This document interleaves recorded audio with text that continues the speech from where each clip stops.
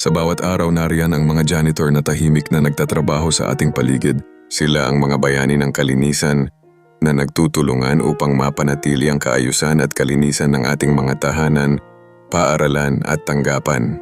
Sa likod ng kanilang pagpapakapagod, may mga kwento ng dedication na hindi natin alam. Ang kanilang trabaho ay higit pa sa simpleng paglilinis.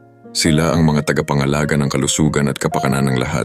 Isipin mo kung gaano karaming tao ang dumadaan sa isang opisina o paaralan araw-araw. Kung wala ang mga janitor, ang mga espasyong ito ay mauuwi sa kalat at dumi. Ang pinagmula ng mga sakit at allergen ay maaaring magtago saan man. Sa pamamagitan ng kanilang masigasig na pag-aalaga, pinipigilan ng mga janitor ang pagkalat ng sakit at nag-aambag sa mas malusog na kapaligiran para sa lahat.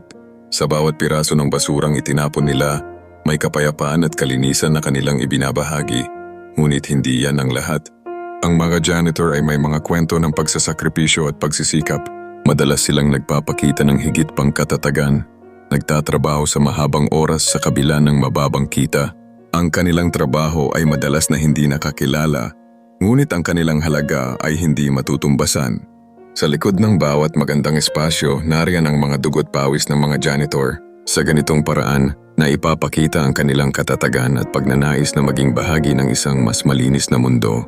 Sa conclusion, ang mga janitor ay may mahalagang papel sa ating lipunan na hindi dapat maliitin. Sila ay higit pa sa mga tagapagtanggal ng dumi. Sila rin ay mga tagapangalaga ng ating kalusugan at kapakanan. Mahalagang kilalanin ang kanilang dedikasyon at mga kontribusyon sa pagpapanatili ng kaayusan. Sa ating kabila ng patuloy na pagbabago, ang pasasalamat at pagkilala sa kanilang trabaho ay mahalaga. Huwag kalimutan na sa susunod na makita natin ang isang janitor, tayo'y magbigay ng ngiti at pasasalamat. Sa maliit na hakbang na ito, tayo'y nagbibigay ng halaga at paggalang sa kanilang responsibilidad.